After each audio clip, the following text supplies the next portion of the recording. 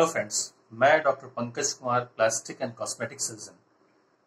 आज आप लोगों से एक ऐसी समस्या के बारे में बात करने जा रहा हूं जो पुरुषों में, खास करके यंगस्टर्स में, युवाओं में बहुत कॉमन है।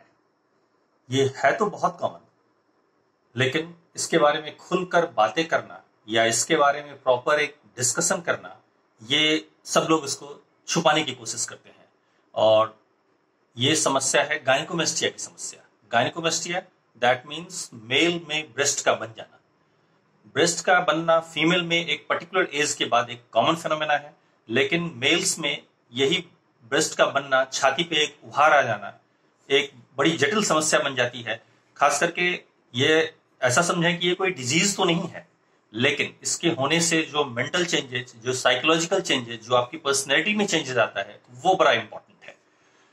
इस समस्या को अगर पूरी तरह से देखा जाए तो ये हार्मोनल इम्बैलेंस के कारण मेनली होता है, और इसका ग्रेडेशन ग्रेड 1 से लेकर ग्रेड 4 तक हो सकता है। ग्रेड 1 के गायनेकोमेस्टिया में सिर्फ चेस्ट के ऊपर, निपल के नीचे थोड़ा सा उभार बनता है, जिसे पफी निपल कंडीशन कहते हैं। ग्रेड 2 गायनेकोमेस्टिया में एक मध्यम दर्जे का, मॉडरेट लेवल का उभार होता है। ग्रेड 3 गायनेकोमेस्टिया काफी बड़ा चेस्ट हो जाता है। और ग्रेड 4 गायनेकोमेस्टिया, जबकि एकदम female like pendulous breast, ptotic breast इसको कहते हैं, जिसमें कि इवन की nipple pointing towards the earth, एकदम नीचे की तरफ निपल दिखने लगता है, तो इसे ग्रेड 4 गायनेकोमेस्टिया कहते हैं।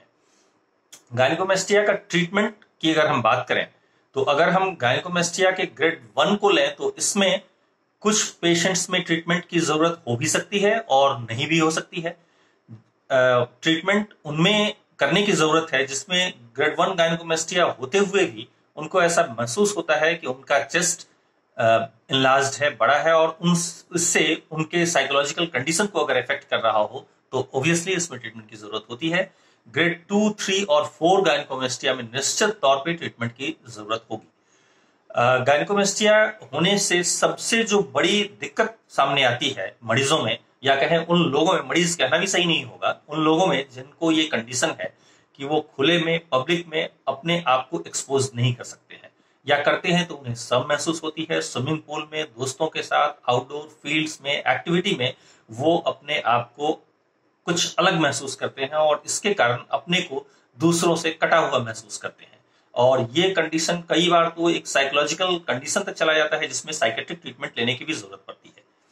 लेकिन बहरहाल समस्या जितनी भी बड़ी हो, इसका समाधान बहुत ही सिंपल, सरल है। सबसे जरूरी बात है कि आप पहले अपनी समस्या को पहचानें, उसे लेवल करें। अपने पास के किसी कॉस्मेटिक सर्जन के पास आपको मिलना होगा या मिलना चाहिए। वो आपको एग्जामिन करके ये बताएंगे कि हाँ, आप में ट्रीटमेंट की जरूरत है।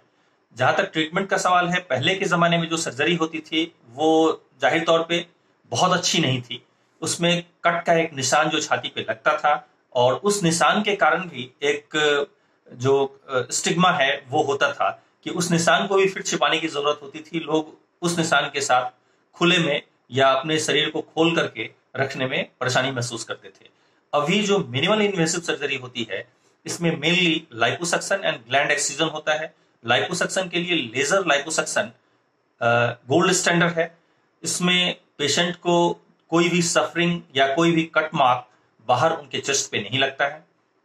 लाइपोसक्शन करने में यूजुअली लोकल एनेस्थेसिया, और कई बार जब ग्रेड 4 गायनेकोमेस्टिया या ग्रेड 3 का भी बड़े साइज का गायनेकोमेस्टिया, उसमें जनरल एनेस्थेसिया की भी जरूरत होती है।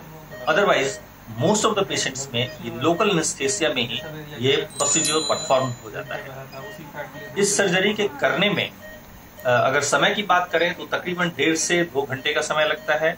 लाइपोसक्शन करने के बाद, लाइपोसक्शन जरूरी है पेशेंट के ग्लैंड के चारों ओर के फैट को एक्साइज करने के लिए। लाइपोसक्शन करने के बाद एक छोटे से इंसिजन से ग्लैंड को बाहर निकाल दिया जाता है।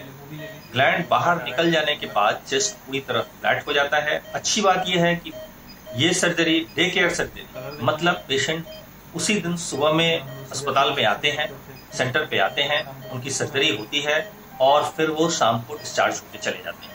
पूरी तरह से चेस्ट के साइज को प्रॉपर, फॉर्म और एकदम नॉर्मल अपीयरेंस होने में 1.5 से 2 महीने का वक्त लगता है। अपनी जो normal day to day activity है वो पेशेंट सेम डे से ही करना शुरू कर देते हैं, हाँ, आउटडोर एक्टिविटी, जिम, एक्सरसाइजेस, इसके लिए 4 वीक का रिस्ट्रिक्शन रहता है। ग्रेजुअली उन सारी चीजों को भी लोग रिज्यूम कर लेते हैं। Children plastic cosmetic surgery centre में लेजर लाइपोसक्शन, जो डायोड लेजर, जो गोल्ड स्टैंडर्ड है, उससे गायनेकोमेस्टिया के मरीजों में लाइपोसक्शन की जाती है और मिनिमल इन्वेसिव सर्जरी के थ्रू ग्लैंड का एक्सीजन किया जाता है। हम पूरी तरह पेशेंट्स को यह एश्योर करते हैं कि उनके चेस्ट पे सर्जरी के कोई मार्क्स या कोई निशान नहीं रहते हैं और वो पूरी तरह से अपने आप को नॉर्मल और फिट महसूस करते हैं।